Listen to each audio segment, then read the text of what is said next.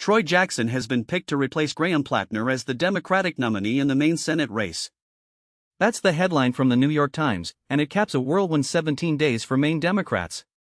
Reed J. Epstein reported from the party's pop-up convention in Bangor on Saturday, where delegates voted 566-5 on the first ballot to make Jackson their candidate.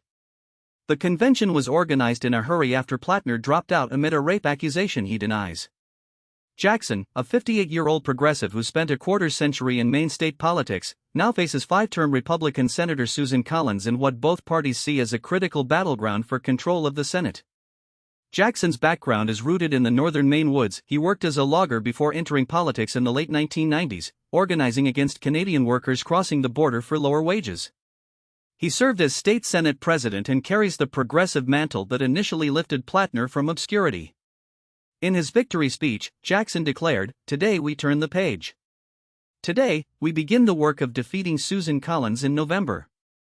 He immediately sought to tie Collins to former President Trump, who lost Maine in each of his 3 White House bids. Jackson accused Collins of having served Donald Trump, pointing to her votes confirming Trump's Supreme Court nominees and funding his immigration enforcement. Collins, campaigning at a parade in Casco, brushed off the attack. She labeled Jackson a Bernie bro and argued his record in Augusta was hyper-partisan, contrasting it with her own bipartisan approach in Washington.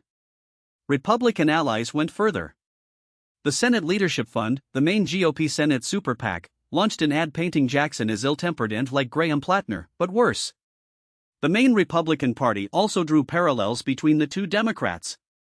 The race now pits 2 longtime politicians from the same northern Maine county against each other in a contest that could help decide the Senate majority.